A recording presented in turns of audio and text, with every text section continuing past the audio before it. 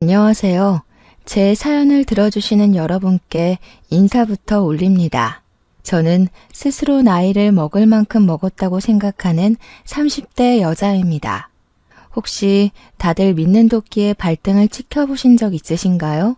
제 나이 30대에 이런 일이 생길 거라고는 정말 꿈에도 상상하지 못했습니다.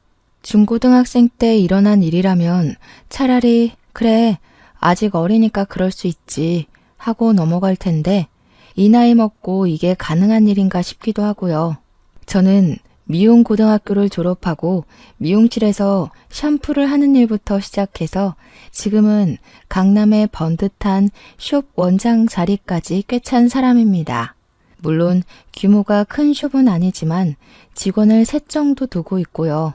나이 30살에 개인 숍을 차릴 때까지 정말 한 푼 두 푼 아껴가며 고생 끝에 열게 되었습니다.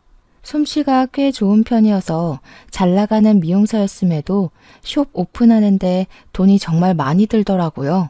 없는 살림에 대출까지 받아가면서 숍을 오픈하게 되었습니다. 그래도 젊을 때 빚을 내서 그런가 정말 하루가 어떻게 흘러가는지도 모를 만큼 일을 하고 출장을 다니고 방송 제의도 몇 번 받아서 일을 하니까 빚이 금방 줄어드는 게 눈에 보였습니다. 원래 미용이라는 게 부르는 게 값이긴 하거든요. 그런 저에게도 꽤 예전부터 단골인 남자 손님이 한 분 있었는데 어느 날 그 손님이 자기 친구를 데리고 온 거예요. 더벅머리에 체크 남방에 누가 봐도 공대생의 느낌이 물씬 풍기는 남성분이었어요. 묘하게 멋부린 것 같은데 촌스러운 느낌이 팍팍 나는 그런 남자 있잖아요. 저를 믿고 맡겨보겠다면서 단골 손님이 자기 친구를 제대로 사람처럼 꾸며달라고 신신당부를 했기에 평소보다 더 열심히 머리를 만져드렸습니다. 유행하는 스타일로 자른 뒤 다운 펌까지 해놓고도 뭔가 부족한 느낌이 들어서 눈썹 정리까지 서비스로 해드렸어요. 햇빛이라는 걸 거의 본 적이 없는 사람인지 얼굴에 잡티 하나 없는 게 머리만 손질하고 눈썹만 다듬었을 뿐인데 사람이 달라 보이더라고요. 한 가지 흠이라고 생각되는 게 바로 언제적 잠자리 안경인지 말도 안 되는 뿔테를 쓰고 있더라고요. 그래서 넌지시 눈이 많이 나쁘신 거면 렌즈를 껴보시는 게 어떨까요? 하고 권유를 했습니다. 한번 도전해보겠다고 하시면서 계산을 하고 돌아가셨는데 한 달 뒤에 정말 멀끔한 훈남이 저를 찾아와서 머리를 하고 싶다고 하더라고요. 처음에는 못 알아보고 바로 해드리겠다고 했는데 자세히 보니까 단골 손님 소개로 왔던 그 친구분인 거예요. 뿔테 안경을 버리고 렌즈를 끼니까 정말 사람이 달라 보이더군요. 저를 향해 어떠냐고 물어보는데 새삼 너무 잘생겨 보이더라고요. 그래서 너무 멋있어지셨다고 진담을 섞어서 이야기를 했죠. 그랬더니 저한테 상당히 쑥스러워하면서 여기서 머리하고 난 이후에 여자들한테 번호를 줄줄이 따였대요.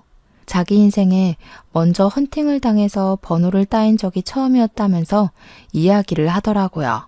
저한테 고맙다고 수줍게 이야기를 하는데 제가 웃으면서 좋은 사람 만난 거 맞냐고 여자친구 생겼냐고 물어봤죠. 저를 빤히 쳐다보더니 여자친구가 생긴 건 아니라면서 은근슬쩍 자기 어떤 거 같냐고 물어보더라고요. 그러면서 괜찮아 보이면 번호 좀 줄 수 있냐고 자기가 먼저 여자 번호 물어보는 건 처음이라고 했어요. 너무 저돌적으로 밀고 들어와서 저도 처음에는 당황했는데 생긴 것도 훈훈하고 외적인 이미지는 좋아 보여서 번호를 주었습니다. 자연스럽게 그날 이후부터 사적인 연락이 시작되었고 밖에서 커피도 마시면서 시간을 보내게 되었습니다. 그분은 저보다 2살이 많았는데 처음에 제가 예상했던 대로 대기업 IT 부서 연구실에 종사하고 있다고 하더라고요. 기술 개발 쪽이라고 했는데 제가 그 분야는 잘 몰라서 흘려들었거든요. 어쨌든 기계를 다루는 쪽이라고 했습니다. 어쩐지 체크 난방에서부터 공대생의 기운이 철철 흘렀다고 이야기를 하니까 막 웃더라고요. 원래 공대생들은 멋부릴 때 체크 난방을 즐겨 입는다면서 그게 그들만의 규칙이라고 하는데 솔직히 좀 충격 먹었습니다. 체크난 방, 제가 중학생 때나 유행했던 옷인데 그들만의 리그라고는 하지만 그게 멋부릴 때 입는 옷이라니.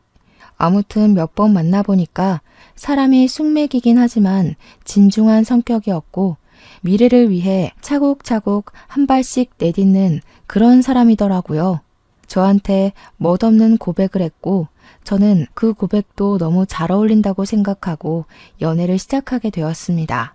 저는 미용만 쭉 일관되게 외길 인생 걸어온 사람이라 유행에 상당히 민감한 타입이었거든요. 남자친구랑 연애를 시작하고 나서 이것저것 꾸며주고 다니기 시작했죠. 저는 아무래도 외적인 걸 상당히 신경 쓰는 타입인데 남자친구는 그런 부분에 완전히 무지한 초짜였어요. 옷도 유행하는 스타일로 싹 바꿔주고 매번 머리도 만져주고 제가 사람 하나 만들었다고 해도 모자라죠. 원래 훈훈하게 생긴 얼굴이었는데 스타일까지 멋들어지게 만들어주니까 어딜 가도 데리고 다니는 맛이 나더라고요. 약간 어깨가 으쓱해질 정도랄까요? 저에게는 같은 미용고 출신의 절친한 친구가 하나 있었어요. 이 친구는 꿈을 품고 미용고에 진학했지만 미용 기술에는 영 소질이 없었던 친구였습니다. 메이크업도 잘 못했고 네일아트에도 소질이 별로 없었던 친구였습니다.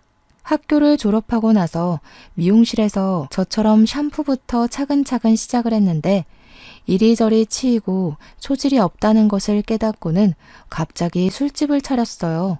어린 나이에 무슨 술 장사를 하나 저도 처음에는 걱정이 이만저만이 아니었죠. 술집도 그냥 대학가 앞에 있는 호프집 같은 것이 아니라 영화 같은 데에나 나올 법한 그런 바 있잖아요. 돈 많은 사장님들 상대로 하는 그런 술집이요. 친구가 얼굴 하나는 예쁘게 생겼었거든요. 아무튼 그런 바를 하나 운영하고 있는 친구였는데 저랑 은근히 성격 자체는 잘 맞아서 깊게 친한 건 아니지만 좋은 사이를 유지하고 있었습니다. 왜 깊게 친하지 못했냐면 술집을 운영해서가 아니라 그런 애들 있잖아요. 약간 여우같이 구는 약삭 빠른 애들요. 자기한테 남자친구가 생기면 저한테는 연락 한 통 없다가 헤어지면 만나자 술 먹자 연락해대는 그런 친구였거든요. 그래서 저도 적당히 거리를 두고 친하게 지냈는데 이 친구의 성격을 받아줄 사람이 몇이나 있었겠습니까? 아마 그 친구에게는 제가 유일한 친구나 다름없었을 겁니다. 한동안 연락이 없던 친구에게서 남자친구랑 헤어졌다고 저에게 연락을 했더라고요.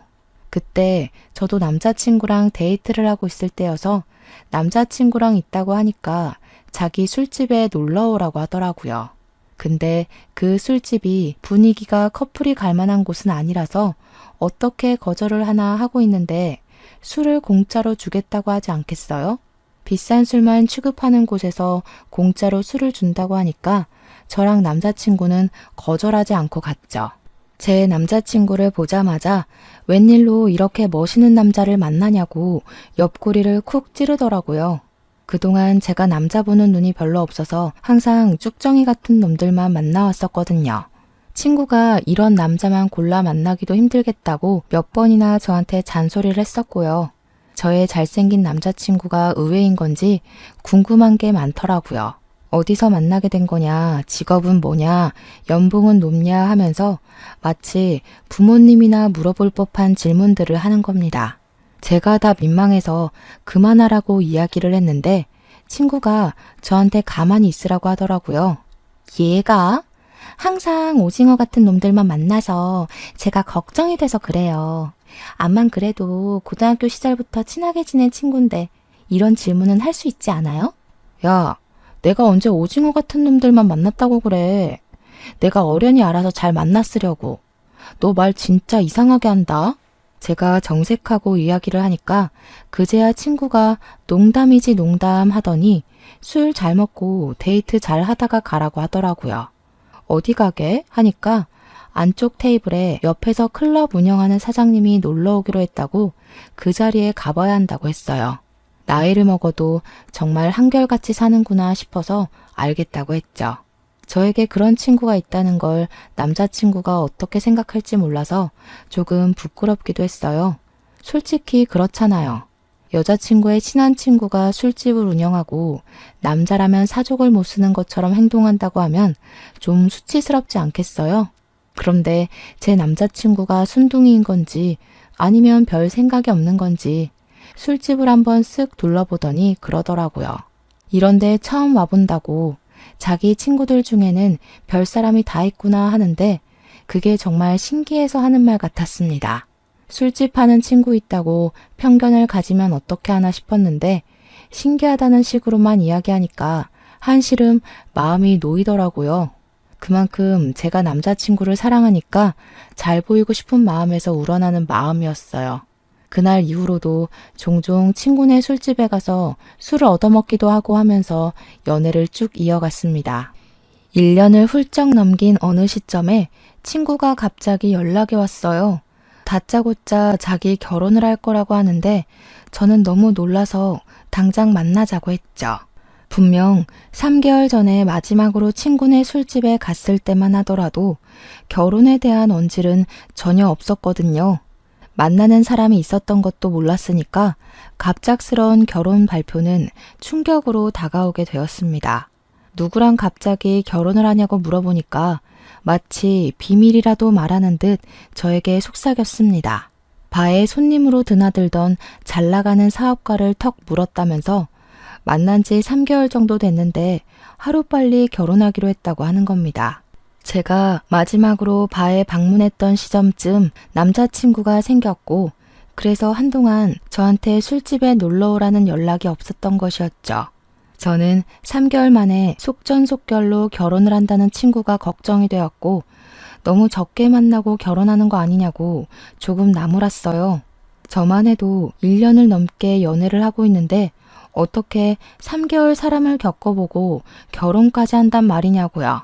그러니 저한테 바보같이 굴지 말라고 하면서 돈 많은 냄새가 나면 바로 물어서 결혼을 해야 하는 거라고 하더라고요. 지금 제 남자친구가 직장인이라는 걸 콕 집어 이야기를 하면서 그럴 때는 이 사람 저 사람 눈 돌려가면서 다 재보고 결혼해야 한다고요. 저한테 무슨 바람이라도 피라는 소리인 건지 제 남자친구가 직장인이란 걸 깔보는 듯한 느낌으로 이야기를 해서 기분이 팍 나빠졌죠. 저도 은근히 지고 싶지 않아서 그래서 너 예비 신랑은 뭐 엄청난 부자냐고 물어봤어요. 그러니까 그때부터 자랑질을 해대는데 집도 청담동에 주상복합 살고 돈도 엄청 쓸어담는 사업가라고 침 튀기면서 이야기를 하더라고요. 자고로 남자는 사업하는 사람을 만나야 된다면서 기복이 있긴 하지만 최소 벌어오는 돈이 월에 1,000만 원이라고 하더라고요. 자기가 아무리 강남 한복판에서 술을 팔아봐야 일하는 아가씨들 월급 주고 월세 내면 남는 돈이 별로 없다고 팁이나 좀 챙기면 모를까 하더라고요. 언제부터 이렇게 속물근성이 뼛속까지 스며든 건지 진짜 결혼하고 나면 인연을 끊어내야지 싶었습니다. 친구의 말대로 남편이 사업가로 돈을 좀 벌고 있는 건지 초호화 웨딩을 올리긴 하더라고요. 국내에서 제일 비싸다는 호텔 결혼식을 올렸고 드레스도 반짝반짝 난리가 나서 물어보니까 해외에서 수입한 드레스라고 자랑을 하대요. 이 드레스를 공수하려고 홍콩에 있는 드레스숍에서 빌려온 거라고 결혼식 당일까지도 자랑을 했어요. 그렇게 돈 처바른 결혼식 치고 온 손님의 3분의 1이 술집에 드나들었던 사람이라는 게 아이러니했지만 행복해하니까 됐죠 뭐. 신혼여행도 평범한 곳은 싫다며 엄청 멀리 있는 프라이빗 풀빌라에 간다고 자랑을 저한테 평생 살면서 그런데 한 번은 가보겠냐며 결혼은 신중하게 생각하라는데 고작 3개월 만에 결혼해놓고 신중을 누구한테 할 말인지 아니나 다를까 친구는 결혼을 한 뒤 저에게 연락을 뚝 끊었습니다. 신혼생활 행복하게 하나보다 했지만 배알이 뒤틀리는 건 또 다른 문제더라고요. 저랑 남자친구는 만난 지 2년이 가까워오는 순간에 결혼을 약속하게 되었습니다. 둘 다 돈을 뭐 엄청나게 버는 수준은 아니었지만 또래보다야 넉넉하게 벌었기에 결혼을 준비하면서 서로의 재정 상태를 오픈했어요. 저는 일단 미용실을 오픈한 지 4년 차가 되었지만 대출금은 아직 남아있는 상태였고 남자친구는 모아둔 돈이 8천만 원 정도가 된다고 하더라고요. 시부모님의 도움과 남자친구의 직장인 대출로 신혼집을 구하기로 했고 혼수 정도는 제가 번 돈과 부모님의 도움으로 마련하기로 했습니다. 평범한 다른 사람들과 다름없는 결혼식 준비였습니다. 스드메는 간략하게 웨딩 플래너를 끼고 준비하기로 했고 식장은 웨딩홀을 잡았고요. 제가 결혼한다는 소식을 친구에게 전하자 그때부터 걔가 이것저것 시시콜콜 따지고 들면서 준비하는 데 참견을 하더라고요. 그렇게 가성비 좋게 돈 생각하면서 결혼식 해봐야 추억이 쌓이겠냐고 한방 크게 터트려야 하는 거 아니냐고요. 결혼식은 호화롭게 할수록 남들이 부러워하는 거라고 웨딩홀이 뭐냐 적어도 호텔에서는 해야지 하는데 짜증이 났죠. 우리가 좋아서 하겠다는데 왜 자꾸 참견이냐고 우리가 알아서 잘할 테니까 너는 네 남편이나 잘 챙기라고 했습니다.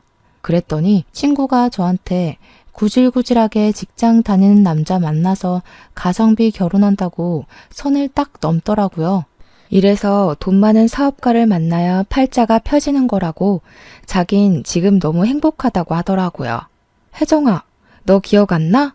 돈 많은 사업가가 최고라고 하더니 결혼하고 나서 맨날 돈에 허덕이는 거 아니야? 언제더라? 결혼하고 나서 나한테 돈 빌려달라고 했잖아. 돈도 많은 남편이 생활비는 적게 주나 보지? 친구인 혜정이가 저한테 딱 한 번 돈을 빌려달라고 했던 적이 있었거든요. 문득 그 생각이 나서 참지 않고 그냥 혜정이한테 질러버렸더니 애가 저한테 발끈하면서 이야기를 하더라고요. 그달에는 벌이가 시원치 않아서 어쩔 수 없었던 거라고. 매달 쓰는 돈이 있는데 1,000만 원씩 가져다 주다가 500만 원 주면 당연히 허덕이지 하는 겁니다. 물론 혜정이 남편이 진짜 1,000만 원씩 가져다 주는지는 제가 알 턱이 없고요. 저한테 네가 알면 뭘 알겠냐고 하는데 제가 그래도 미용실 운영하면서 한 달에 버는 돈이 꽤 되는데 저런 소리를 하니까 가짜났어요. 혜정아, 네 가치를 높일 생각을 해야지. 남자한테 기생하는 주제에 남한테 왜 참견이니? 네 남편이 어디 딴 년이랑 바람난 것 같다고 전전긍긍할 땐 언제고 술 먹으면 버릇이 개 같다면서 신나게 욕했으면서 이제 와서 사업가 남편이 최고라고 허세를 떨어? 됐어. 너 내 결혼식에 참석하지 마. 제가 딱 잘라서 결혼식에 오지 말라고 하니까 혜정이도 기분이 상했는지 안 간다고 하더라고요. 제가 계좌번호 보내면서 내가 보냈던 만큼 축의금은 돌려주라고 했더니 자존심을 부리는 건지 축의금은 그대로 입금했어요. 저는 남편과 사이좋게 결혼식 준비를 이어갔고 결혼식도 많은 사람들의 축복을 받으며 치렀습니다. 신혼여행도 평소 가보고 싶었던 동남아 국가로 다녀왔고요. 혜정이랑 저랑은 인연을 끄는 것이나 다름없기에 결혼식 이후에 연락을 한다거나 혜정이가 운영하는 술집에 간다거나 하는 일도 없었습니다. 남편은 결혼 이후 마음의 안정이 찾아온 것 같다며 더욱더 열심히 직장 생활에 임하기 시작했고 저도 미용실 운영을 하며 빠르게 빚을 갚고 있었죠. 둘이 벌어서 대출금 갚으니까 같은 돈이 나가도 뭔가 더 빠르게 갚아나가는 듯한 기분이 들었습니다. 결혼한 지 한 2년쯤 지났을 때 남편과 저는 슬슬 생활의 안정감을 느끼고 아이를 가져볼까 하면서 자녀 계획을 세우기 시작했습니다. 그런데 그 시기쯤 뜬금없이 연락을 끊고 지냈던 혜정이에게서 연락이 왔어요. 한번 만나줄 수 있겠냐고 연락이 왔지만 저는 대꾸해주지 않고 무시했습니다. 결혼한다고 할 때 축하를 해줘도 모자랄 판에 소금을 팍팍 뿌려대던 계집애가 이제 와서 왜 연락을 하나 싶었거든요. 근데 혜정이는 제가 무시하는데도 계속해서 저에게 연락을 해왔습니다. 딱 한 번만 만나달라고 자기가 다 잘못했다고 너무 힘들다고 징징거리는데 솔직히 그간 알아왔던 정도 있고 걱정은 되더라고요. 무슨 일이냐고 하니까 그날 오후에 제가 일하는 미용실로 찾아왔더라고요. 근데 혜정이 얼굴에 시퍼런 멍자국이 있는 게 아니겠어요? 저는 깜짝 놀라서 혜정이 얼굴을 이리저리 살펴보았죠. 얼굴 왜 이래? 남편이 그랬어? 하고 물어보니까 그때부터 눈물을 왈칵 터트리는데 무슨 일인지 몰라도 일단 토닥여 주었죠. 혜정이가 엉엉 울면서 자기 죽고 싶을 만큼 힘들다고 해서 다 털어놔봐라 했어요. 혜정이의 남편의 사업이 갑자기 휘청거리기 시작하면서 빚이 생겨버렸대요. 혜정이한테 가게 보증금이라도 당장 내놓지 않으면 망하게 생겼다고 난리를 쳐서 가게도 정리하고 남편 빚 갚는 데 썼다고 하더라고요. 가게를 정리하고 나니까 수입이 전혀 없어졌고 돈이 없어 굶게 생겼는데도 남편은 허구한 날 술만 처먹고 다니더래요. 출근도 하지 않고 집에서 잠만 퍼질러 자길래 돈 벌어오라고 하니까 사업도 다 정리하고 빚만 남았다면서 술이나 먹고 살란다 하더라는 겁니다. 혜정이가 속이 터질 듯 답답해서 그럼 우리는 어떻게 사냐고 뭐 먹고 사냐고 하니까 남편이 혜정이 보고 술집이라도 나가서 돈 벌어오라고 했대요. 네가 가진 명품 가방만 팔아도 얼마겠냐고 사치를 그렇게 하니까 빚이 생기는 거 아니겠냐고 혜정이 탓을 하더랍니다. 돈 팍팍 벌어다 줄 때 적금이라도 꾸준히 부었으면 이렇게까지 힘들지 않았을 거라고요. 친구한테 손찌검을 한 것도 모자라서 당장 나가서 돈 벌어오라고 내쫓았다는 거예요. 혜정이 남편이 자기한테 손찌검을 한 것 자체가 너무 충격적이라 이혼을 하겠다고 이야기를 하니까 더 심하게 굴었다고 합니다. 혜정이 부모님이 일찍 돌아가셔서 혜정이를 돌봐줄 가족도 없었거든요. 혜정이 남편이 혜정이 보고 부모도 없이 술집에서 일하던 거 걷어줬더니 기어오른다고 막말을 하면서 자존심을 짓밟았대요. 결국에는 진단서 끊고 이혼 소송을 걸었는데 남자 쪽에서 위자료 내놓으면 이혼해주겠다고 적반하장으로 나온다고. 그렇게 몇 날 며칠을 소갈이 하다가 문득 제가 너무 보고 싶어서 연락했다고 하더라고요. 저는 혜정이한테 지금 어디서 지내고 있는 거냐고, 설마 그 집에서 남편이랑 같이 지내는 거냐고 물어봤죠. 혜정이가 고개를 절레절레 졌더니 갈 곳이 없어서 모텔방을 전전긍긍하면서 지내고 있었다고. 근데 돈이 다 떨어져서 이제 갈 곳이 없다는 겁니다. 그 말까지 들었는데 제가 어떻게 모른 척을 할 수 있겠어요? 남편에게 대충 이야기를 하고 집에 데려왔죠. 남편이 불편한 기색을 내비치긴 했지만 성품 자체가 모질지 못해서 그런 건지 며칠만 지내게 해주자고 하더군요. 저희가 쓰지 않는 작은 방이 있어서 나중에 아이 생기면 주려고 한 방이거든요. 그 방을 치워서 혜정이에게 쓰라고 했더니 고맙다면서 몇 번이고 고개 숙여서 인사를 하더라고요. 자존심 하나는 하늘을 찌르던 계집애가 저렇게 풀이 확 죽어서 나타나니 마음이 쓰이긴 하더라고요. 다음 날 날이 밝자마자 이혼 전문 변호사를 만나러 나간 애가 저녁에 술에 취해서 들어왔더라고요. 어디서 이렇게 술을 먹고 들어온 거냐고 하니까 혜정이가 딱 한 잔만 더 마셔주면 안 되냐고 하대요. 속이 상해도 엄청 상했나 보다 싶어서 한 잔만 같이 하자고 남편은 먼저 자러 들어가고 저는 혜정이랑 술을 마셔주었습니다. 전 남편이랑 이혼 소송 중인데 전 남편이 배임 및 횡령으로 구속수감이 되었다는 거예요. 이혼 자체는 쉽게 될 것 같다면서 한숨을 푹푹 쉬며 이야기를 하다가 자기 신세가 처량하게 느껴진 건지 또 막 울더라고요. 그런 혜정이를 다독여주다가 저도 술이 많이 취한 건지 깜빡 거실에서 잠이 들고 말았어요. 근데 갑자기 남편이 뭐야? 하면서 소리를 지르더라고요. 그 소리에 놀래서 잠에서 깼죠. 안방으로 가니까 남편이 어이가 없다는 듯이 침대 옆자리를 보고 있는데 혜정이가 떡하니 누워있는 게 아니겠어요? 이게 무슨 상황이지 싶어서 눈만 멀뚱멀뚱 뜨는데 남편이 혜정이를 막 흔들어 깨우면서 자는 척하지 말고 일어나라고 소리를 쳤어요. 그러니까 괜히 눈도 못 뜨는 척하면서 일어나더니 저를 보고 미안하다고 하더라고요. 내가 평소에 침대 생활을 오래 해서 여기가 우리 집인 줄 알고 착각해서 침대에 기어 들어왔나 봐. 작은 방에는 침대가 없었거든요. 술 취해서 헷갈렸다고 미안하다고 이야기를 하는데 찜찜했지만 어쩌겠어요. 혜정이도 저도 이미 만취한 상태였기 때문에 작은 방으로 가라고 쫓아내고는 남편 옆에 누웠죠. 자려고 하는데 남편이 계속 뒤척이면서 아이씨 하는 거예요. 평소에 욕을 입에 전혀 담지 않는 사람이라 무슨 일인가 싶어서 왜 그러냐고 물어보니까 남편이 짜증을 확 내면서 말했어요. 아니, 혜정 씨가 야무전히 누워서 잠만 자는 게 아니라 나를 자꾸 건드리잖아. 내가 그것 때문에 놀래서 소리 지른 거라니까. 아, 찝찝해 진짜. 그러면서 언제까지 혜정이를 우리 집에 데리고 있어야 하는 거냐고 기분 나쁘다고 하더라고요. 그 이야기를 듣는데 진짜 소름이 쫙 돋는 거예요. 술 먹는 내내 저한테 혜정이가 넌 좋겠다.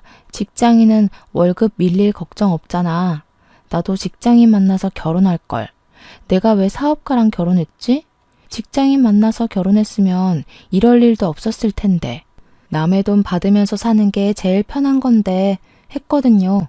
그때까지만 해도 저는 웃으면서 직장인 그렇게 무시하면서 사업가가 최고라더니 하면서 약 올리기만 했었고요. 혜정이는 사업가가 최고인 줄 알았는데 제가 잘 사는 거 보니까 자기 생각이 잘못된 것 같다고 이야기했고요.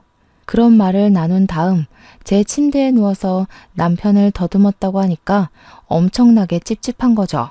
다음날 혜정이가 저한테 눈 뜨자마자 다시 한번 사과를 하는데 그래도 불편한 건 어쩔 수 없더라고요. 남편도 출근하는데 혜정이랑은 눈도 마주치지 않으려고 하길래 저는 혜정이한테 솔직하게 이야기를 했어요. 다 필요 없고 오늘 같은 실수가 2번 생기지 말라는 보장도 없지 않겠냐고요. 통장으로 30만 원 보내놓을 테니까 모텔에 가든 찜질방에 가든 일단 나가달라고 했죠. 혜정이도 자기 실수를 인정하면서 알겠다고 하더라고요. 고분고분하게 말을 들으니까 저도 더 심한 소리 덧붙이지 않았어요. 그 길로 집을 나간 혜정이는 결국 술집을 운영할 때 알았던 다른 술집을 운영하는 사장님 밑에 들어가서 일을 시작하게 됐다고 했습니다. 그 사장님의 도움으로 원룸도 하나 얻을 수 있게 돼서 잠자리는 해결되었다고 했어요. 그래도 술판만큼 실적대로 돈을 받아서 생활한다고 하니 다행이라고 했습니다. 그렇게 또 몇 개월이라는 시간이 흐르게 되었습니다. 남편이랑 흐지부지 되었던 아이를 갖자는 이야기를 다시 한번 꺼냈어요. 우리도 더 이상 미루면 안 될 것 같다고 이야기를 꺼냈는데 남편이 뜨뜨미지근하게 반응을 하더라고요. 저는 남편의 반응이 이해가 되지 않아서 왜 그러냐고 양가에서도 아이를 기다리고 있는 것 같다. 싫으면 싫다고 말을 해달라고 했습니다. 아이 계획이라는 게 저 혼자만 세워서 될 문제는 아니었으니까요. 그러니 남편이 하는 말이 자기 머리에 원형 탈모가 생긴 걸 혹시 알고 있냐고 묻더라고요. 원형 탈모가 생긴 건 꿈에도 몰랐기에 왜 생겼냐고 언제부터 있었냐고 물어보니까 직장에서 받는 스트레스가 너무 심해서 생겼다고 하더라고요. 원래 같이 일하던 부장님이 퇴사를 하시고 새로운 사람이 들어왔는데 실적에 대한 압박이며 업무량이 몇 배나 늘었다고 너무 힘들다고 하더군요. 그러더니 저에게 넌지시 회사를 그만두고 싶다고 이야기를 하는 겁니다. 우리가 30대 초반만 됐어도 새로운 일을 찾아보자 하겠는데 나이 38살에 일을 그만두면 어떻게 하나 막막한 거죠. 물론 제가 미용실을 운영하면서 한 달에 400만 원 내외로 벌고 있으니까 당장 둘이 생활하기에는 부족함이 없긴 했죠. 그래도 남편이 꼬박꼬박 벌어오던 월급이 있었는데 그게 사라지면 우리 생활비가 반토막이 나는 거나 다름없는 일이잖아요. 대출도 거의 갚았지만 조금 남았고 아이까지 생기면 나가야 할 돈이 한두 푼이 아닌데 돈 걱정이 먼저 되는 건 어쩔 수 없더라고요. 미안하지만 남편에게 직장을 그만두는 것은 반대하고 싶다. 지금 와서 어디에 새롭게 취직을 하겠냐고 했어요. 다른 회사라고 다를 바 없을 거라고 이야기를 하니까 남편이 몰라서 그러는 게 아니라고 자기가 하고 싶은 게 있대요. 뭘 하고 싶냐고 하니 자기 가게를 차리고 싶다고 하더라고요. 너무 뜬금없는 소리라서 무슨 가게를 차리겠다는 거냐고 하니까 음식점을 차리고 싶대요. 음식점은 뭐 아무나 하는 건가요? 절대 반대라고 말렸죠. 남편이 특색 있는 요리를 할 줄 아는 것도 아니고 전문성이 있는 것도 아니었어요. 남편을 설득하기 위해 저도 조금 큰 소리를 낼 수밖에 없었습니다. 막말로 당신이 자격증이 있냐, 뭐가 있냐, 아무거나 팔면 장땡이라고 생각하는 거냐, 그런 식으로 하면 돈만 날리는 거라고 했습니다. 집에서 요리 한 번을 한 적이 없고 설거지 한 번 도와준 적 없으면서 무슨 음식점 장사를 하겠다고 하냐고 양심 좀 챙기라고 했죠. 그러니까 남편이 하는 말이 비싼 안주랑 와인 한잔 할 수 있는 소규모 모임용 라운지바 같은 걸 운영하고 싶다고 하대요. 어차피 안주에 심혈을 기울일 필요도 없고 주류 종류만 잘 갖다 놔도 장사는 잘 될 거라면서요. 회사 생활하면서 그런 곳을 한번 가봤는데 너무너무 좋고 조용하고 스트레스도 받지 않을 것 같다고 하더군요. 저는 술집이라면 혜정이부터 떠올랐기에 절대 안 된다고 술집은 반대라고 했습니다. 결국 그날 의견 차이가 좁혀지지 않아서 싸움만 내리하고 저는 미용실에 출근을 했는데 혜정이가 머리를 한다고 찾아왔더라고요. 새로 옮긴 가게에서 돈을 좀 버는 건지 어느 날부터 다시 본인을 꾸미고 다니기 시작했어요. 제가 머리를 만지는 내내 한숨을 푹푹 쉬니까 혜정이가 무슨 일 있냐고 물어보더라고요. 그래서 솔직하게 다 말을 해줬습니다. 남편이 직장을 그만두고 무슨 라운지바 같은 걸 차리고 싶어 한다고요. 혜정이가 이야기를 듣더니 아이디어가 너무 좋다면서 그런 곳이 장사가 잘 된다고 술집이 얼마나 남는 장사인 줄 아냐고 하더라고요. 제 남편에게 팁을 좀 주고 싶으니까 한번 자리를 마련하라고 하는데 제가 딱 잘라서 거절했죠. 직장을 그만두게 할 마음도 없고 그런 사업을 시킬 마음도 없다고 괜한 헛바람 넣지 말라고 했어요. 근데 이 망할 계집애가 꾸역꾸역 집까지 찾아온 거예요. 이야기를 좀 들었는데 라운지바를 하고 싶다고 하셨다면서요? 아이디어 너무 좋더라. 요즘은 소규모 가게도 많이 늘었고 가격만 좀 비싸게 해서 팔면 엄청 남는 장사야. 그 말에 남편 눈이 반짝이더니 둘이 무슨 절친이라도 된 거 마냥 가게 이야기를 막 늘어놓더라고요.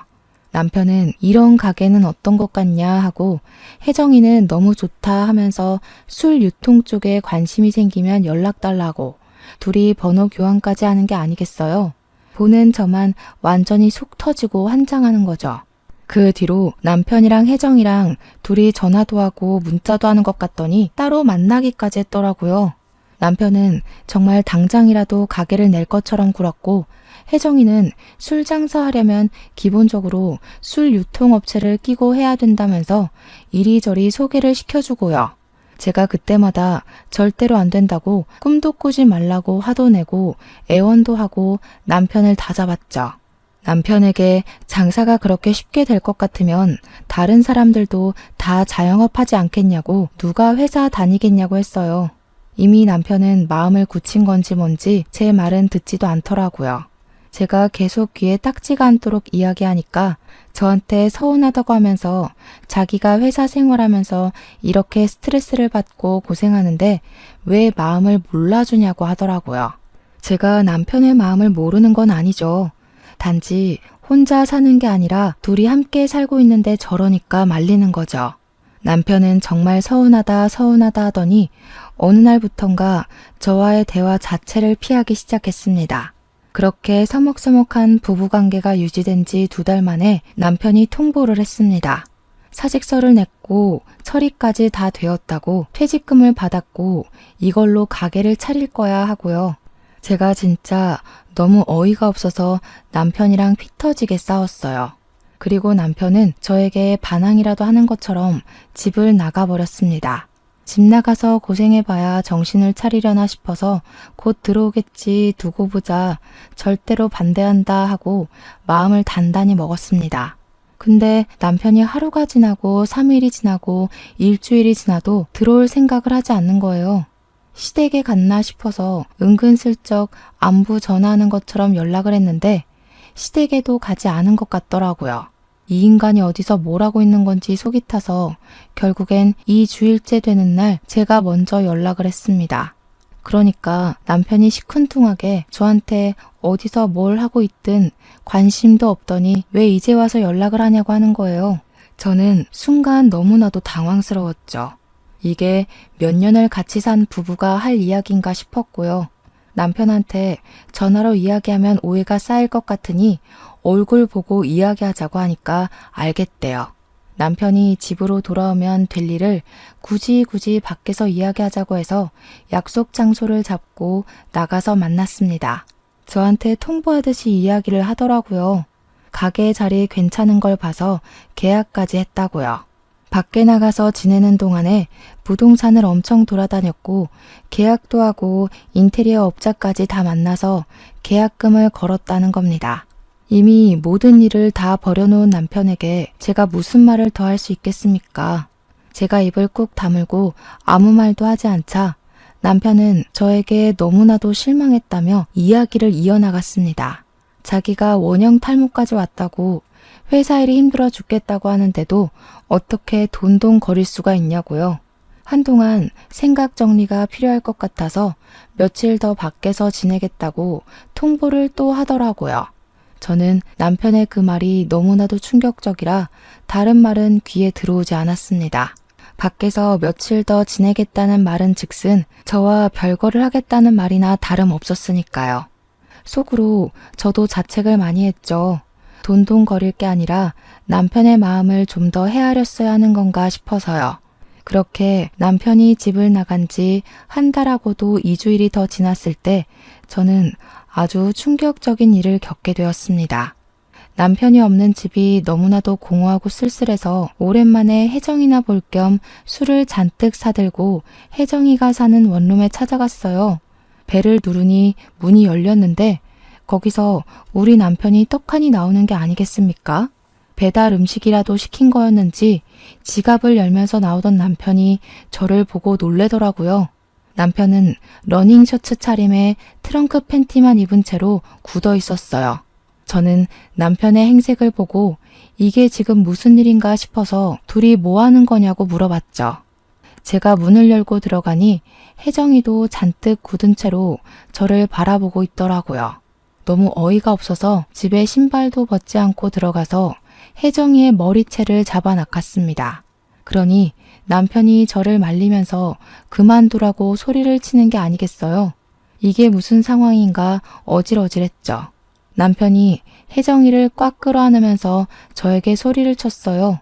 혜정이 뱃속에 지금 내 아이가 있다고. 그만둬. 아이라니? 지금 이게 다 무슨 소리야? 그러니 혜정이가 미안하다고 하면서 이야기를 하더라고요. 그러니까 남편이 집을 나간 날 혜정이를 만났고 그날 혜정이네 집에서 잠을 자게 된 것이었습니다.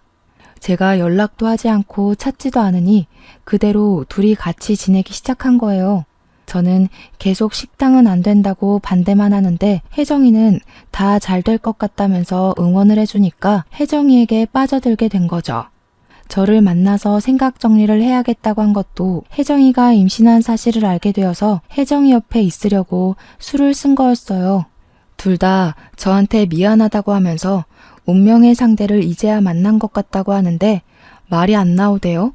하룻밤 사이에 덜컥 임신을 했는데 이게 운명의 상대가 아니면 뭐겠냐고 임신 8주 됐다고 하더라고요. 그러면서 남편이 저에게 이혼을 하자고 위자료로 5천만 원을 주겠대요. 네가 돈이 어디 있어서 나한테 5천만 원을 주겠다는 거야? 우리 아파트 정리하면 훨씬 더 나올 거야. 그거 너 다 가져. 대신 우리 깔끔하게 이혼만 하자. 저는 뒤도 돌아보지 않고 그 집을 나와 저의 집으로 돌아왔습니다. 한 3일은 내리 울기만 했던 것 같아요. 깊은 배신감에 치를 떨다가 정신을 차리기 시작했죠. 돈도 개뿔 없고 일도 때려치운 백수새끼 제가 데리고 살아서 뭐하나 하는 생각을 주입하기 시작했어요. 횡령 및 배임으로 구속 수감되어 있다는 친구의 전남편이 생각나서 교도소로 찾아갔습니다. 그러다 아주 뜻밖의 사실을 알게 되었어요. 둘의 이혼 소송이 아직도 마무리가 되지 않았더라고요. 재산 분할과 위자료 싸움으로 이혼 마무리가 되지 않고 개싸움 중이라고 하는 게 아니겠습니까? 그래서 저는 모든 사실을 말해주었죠. 혜정이가 지금 제 남편의 아이를 임신했어요. 저는 상간녀 소송 걸기로 마음 먹었으니까 그쪽도 소송 뒤집으세요. 그 말에 혜정이 전 남편은 변호사를 통해서 혜정이가 먼저 바람을 피웠고 자기한테 이혼하자고 뒤집어 씌운 거라고 말을 바꿨습니다. 뱃속에 있는 아이가 그 증거라고 하니 혜정이 측에서도 반박할 수 없게 되었죠.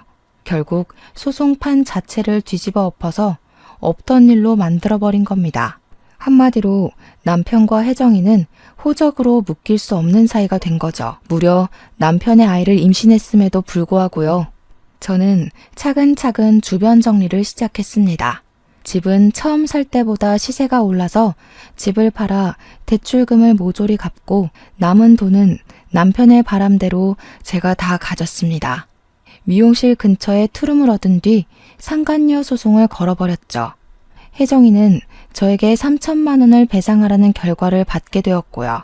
시댁에서는 모든 사실을 알게 된 후 저에게 미안하다고 몇 번이나 사죄의 전화를 거셨어요. 앞으로 아들 새끼는 없는 셈 치고 살 거라면서 이혼하고 새 출발하는데 보태라며 2천만 원이나 제 계좌로 보내주셨습니다. 제가 뭐 거절할 이유가 있을까요? 감사합니다 하고 받았죠. 저는 남편하고 이혼을 했는데 혜정이는 이혼도 못했다고 하더라고요. 혜정이 남편이 감옥에서 자기 빚 갚게 2억을 해주면 그땐 이혼을 해주겠다고 했대요.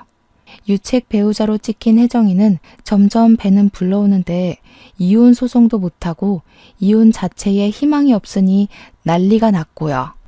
제 전남편 또한 자기 자식이 남의 호적에 올라가게 생겼으니 발만 동동 구르고 난리가 났죠. 결국 다시 대출받고 퇴직금 받은 거며 뭐며 수중에 있는 돈 다 합쳐서 2억을 해줬다고 하더군요. 시댁에서는 없는 자식 취급하기로 했다는 말을 지키신 건지 한 푼도 도와주지 않았대요. 그렇게 이혼을 서로 마무리 짓고 혼인신고만 겨우 해서 살고 있다고 하더군요. 전 남편은 직장 때려치우고 백수의 빈털털이지 가게 내려고 계약금은 죄다 걸었는데 2억 주느라 돈 써서 무산됐지. 친구는 임신까지 한 마당에 술집에서 일을 할 수 없으니까 둘 다 손가락만 쪽쪽 빨고 있다대요. 전 남편은 재취업하려는데 받아주는 곳은 중소기업뿐이고 월급은 250만 원이고요. 둘이 허구한 날 싸운다는 소문만 건너 들리더라고요. 저는 뭐 그 이후로 이혼하면서 받은 돈이랑 시댁에서 미안하다고 준 돈에 상간녀 소송에서 받은 돈까지 합쳐서 돈 굴리면서 살아요. 대출금은 다 갚았고 남은 돈으로 재테크해가면서 살살 불리고 있습니다. 미용실은 여전히 예약 손님 가득이고요. 100세 시대라는데 제 인생 아직 30대 후반이잖아요. 앞으로 살 날이 훨씬 많으니까 용기 내서 좋은 사람 만나면서 행복하게 살아보려고 해요. 주어진 환경에 충실하게 잘 살아보도록 하겠습니다.